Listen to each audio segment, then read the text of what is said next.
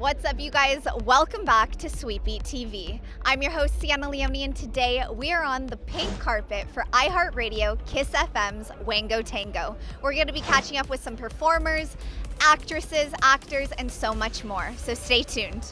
You guys, this is the pink carpet. We're at Wango Tango. How are you guys feeling tonight? I'm good. How are you? Sore feet. I can second that. Sore feet. Look at how cute you look. How cute you are. Well, thank you. Colors complimenting the carpet. You always look stunning, but today you really dressed her. Tell me more, girlfriend. Last time you actually performed at Wango Tango. You were the first performer in 2 years on the Wango Tango stage. So when you found out you were performing at Wango Tango, take us through that. I was freaking out. Like, as an artist, performing at Wango Tango is a dream come true. And then seeing all my fans in person after so long and just being here, feeling the energy, and hopefully I'll be on the main stage. You actually were a village performer also, so how did that go? Everybody was so wonderful. Some of my fans was crying and they all sing along. I was so hyped and I loved it. Good. Yeah. No, I was actually first on the big stage, so that was super fun. It was a quick set, so just on and off, and here I am. And here you are. Yeah, I'm on the pink carpet. On the pink carpet. It's always a blessing, just to be able to step back on that stage after, COVID and everything. I'm always happy to be back up there. Oh my gosh, I think seeing all of the people singing my lyrics to Check Me was super special for me. I'll never get over that. It's crazy to me. Let's first talk Wango Tango because you are performing tonight. So how are you feeling? And when you found out you were performing tonight, what was that like? When I saw the lineup of everyone I'm performing with, I did a double take because I was like, someone photoshopped that and that's not right. But I'm super excited. We are on the pink carpet, Wango Tango. Anyone here you're excited to see tonight? We rocking with Diplo. Okay. Diplo's the cat. There you go, you guys. Diplo. Yeah, we're big Diplo fans. Okay. So Are we going to be getting a selfie maybe? We sat next to him at a UFC fight. he doesn't know. He doesn't know. I don't think he literally knows. No idea. And I Diplo, and they I was sat like- next to you. I was like, Hannah. Diplo, if you're Holy watching crap. this, we sat next to you. So sorry if that was creepy. Not a surprise for me. I've asked everyone here tonight who they're most excited to see, and you have been the number one answer. You're such a liar. I swear. Do you want to roll back the footage? I swear. Swear. Pull it back. So how honored are you for that? I feel pretty good. Yeah? I feel pretty hyped. I mean, if I see Lotto, I am for sure stopping her for a selfie. I am a big fan. Big energy. There you go. That's right. I'm gonna say Tate McRae. I love her music, and I'm hoping I can meet her, but Tate McRae. Which is right to your left. Right. And like, we're low-key also friends. I've said it in every interview, like, Tate McRae, I love her. Becky G and Charlie Puth. Charlie Puth is so hot. I already saw Gayle and Bayhold and Lauren Spencer Smith, and they all have great voices. They're all, originated from TikTok. And all of them have crazy careers ahead of them. Just because of the amount of talent that you have at such a young age, like, how can you not keep going? It's great. She's a singer. She's a TikTok icon, and you're a fashion icon as well. So how do you juggle all that? I love it all. I have so much fun with it. I feel like it all goes hand in hand. That's how I juggle it. Fashion relates to my music, and it all just works together. I've been listening to your new album. We talked all about it.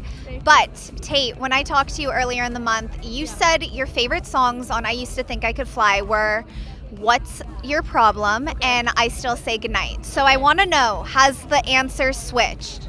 Yes. Right now it's Boy X and You're So Cool. Okay. Totally different.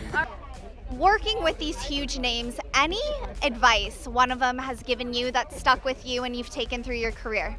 Yeah, Kels, or MGK would always tell me, no matter how big it gets, stay yourself, and that's how you won't lose yourself in the process, because when there's so much going on in your life, right, like in the moment, you can get lost in the sauce. So, he said stick to your roots and stay yourself, and you won't have a problem.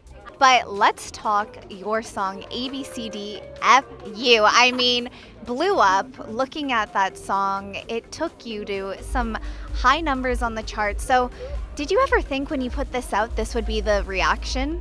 Absolutely not. No, it's one of those things, it's like you literally have no clue that anything will happen until it happens. I don't know if people are going to think it was stupid or not. And some people did, and some people don't. And it's the fact that people cared. It's It's crazy. And hey, those that thought it was stupid, look at you now. Look where you are, okay? Thank you. No, I was so excited. It's the last thing I could have ever predicted. You're such an icon in the music space and the acting space, but you grew up in one of my favorite shows growing up, Vampire Diaries. So I do need to know, Kat, for the little girl inside me, are you team Stefan or team Damon? That's a great question. I'm glad people don't ask me these questions in politics, because I would run. It depends on the episode. I think like Michael Malarkey, who played Enzo, is somebody that I'm just always like team for. He's one of the best actors I've ever worked with and one of like the most amazing human beings. Him and his wife, they're just like beastie actors. So I think, can I just say Team Enzo? Team Enzo? We're going to go out of the... Okay. Because sometimes I wasn't feeling Damon or Stefan. Like, they could both kick rocks. But Enzo forever. And what is the biggest thing that has surprised you guys about each other that you've recently found out through the podcast? I will say, I was really surprised when Ryder kind of revealed that by the time he got to Boy Meets World, he had already had like enough of a career that he felt like he was too good for Boy Meets World. He was already jaded. He was 12 years old. It's not that I was too good for Boy Meets World. It's that the part was very small. And I was like, oh, another TV show. Another TV show, I only got 2 lines in the pilot. I was like, I was 12, just, I was 13. And 13. No, but I was also just so cynical because I'd already done stuff that had been canceled or not picked up, or I'd done movies that had not been a hit. So I was just like, this other little show, I'll do this pilot, and then took over my life for 7 years. I've been a fan of you for so long. Now that you have your podcast, Burke in the Game, explain to the viewers at home why you wanted to get into this podcast space. Well, you know, AJ McLean and I, he was my dance partner a couple seasons ago, and we started a podcast, and I was like, you know what, there's a lot of, I guess, joy that I find in just being able to be myself and not edited, right? And I think with that, you know, we thought of a great concept with Burke in the Game, which is to be interactive with the listeners and have them kind of like help me on this journey of being newly divorced and talking a lot about mental health, but involving, I guess, the listeners to really answer these questions that I have actual questions about. And I think that I have seen this on television, but I haven't really seen it yet with the podcast world. And there's just there's a lot of women that I know can relate to my story, and I think that it helps knowing that you're not alone. Jonathan, seeing so many years later, I mean, so many TikToks, memes, Mean Girls just being such the center of attention still. How does that make you feel? It is the best feeling in the world to be part of a movie that changes pop culture.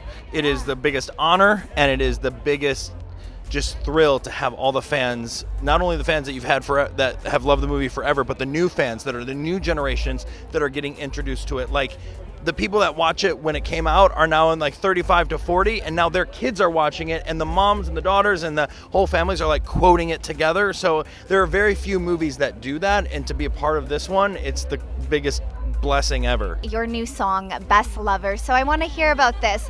What's the inspiration for this song? Everybody think Best Lover is like about other like lover, right? My lover, but it's about my self-love. You know, my best lover is myself. So. 100%. Say it louder for the people in the back. There you go. Your best lover is you. We know you won MTV Unscripted Award. I mean, congratulations, Selling Sunset. How did that feel, the fans voting? That was really fun.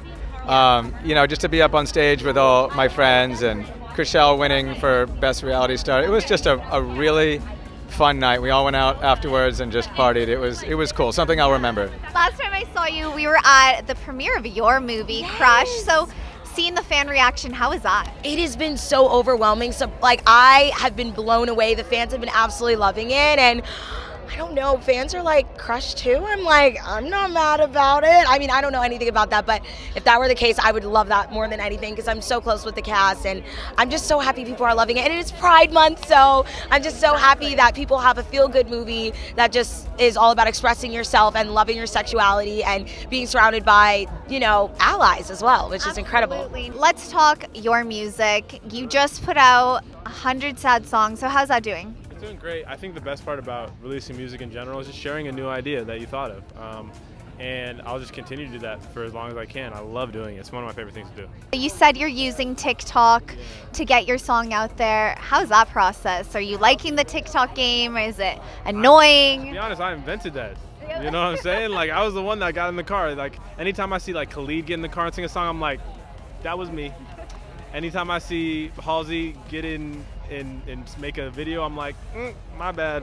I'm sorry about that. You are the trendsetter. Yeah, well, I don't want to be like, it's not even like me doing it. It's just that the fact that artists who have nothing can get on the internet and get an audience. And I think that logic is new now, and I think that when everyone gets on board, it's going to change the landscape of music. So it's cool that it's happening. Okay, real last question. What color is the hair going to be next? It's whatever it fades into. It's kind of a disaster right now. It's just kind of changing on its own. I think you should go like Easter eggy pink. Well, tomorrow I'm at the MTV Awards and I have a blue outfit, so I'm gonna just kind of clean it up a little bit. Okay. And then I'm gonna go back to just regular hair. Wow. It's like looks like hers. It's kind of blonde. It's cute. I like the blue. Congrats. Thank Have you. fun tonight. Bye, Nice guys. to meet you. What a carpet that was. I hope you guys enjoyed that. We loved catching up with some of your favorite celebs. So be sure to be giving this video a big thumbs up and subscribing to Sweetie High down below. As always, I'm your host, Sienna Leone, and I will see you guys next carpet. Bye, everyone.